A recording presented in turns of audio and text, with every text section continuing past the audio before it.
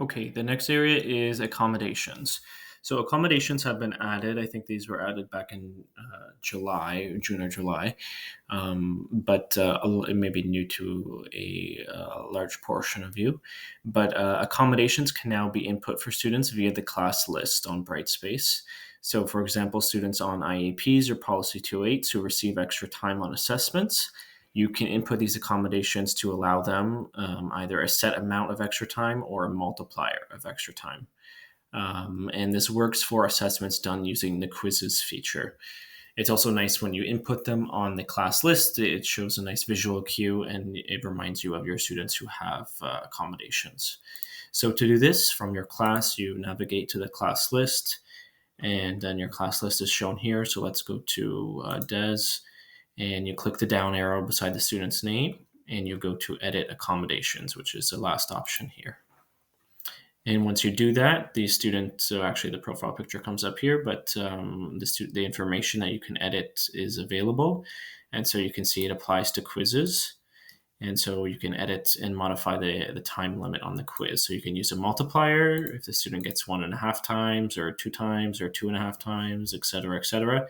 You can do that. Or if you give them set extra time, like an extra 30 minutes or an extra 60 minutes, you can use that as well.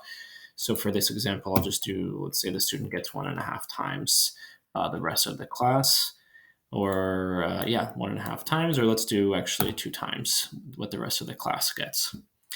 So from here, and then you can also allow them to right click if maybe they're allowed to copy and paste into Google Translate, for instance, if they're an ESL student on your quiz. So maybe that's something that you want to allow them. We're going to click save. And then the class list refreshes, and you can see here now that you have a visual cue to denote that the student has accommodations. And when you hover over it, it says user has accommodations. So at this point, what we're going to do now is we're going to go under quizzes. We're going to look at a test quiz here. Under restrictions, we're going to look at the timing.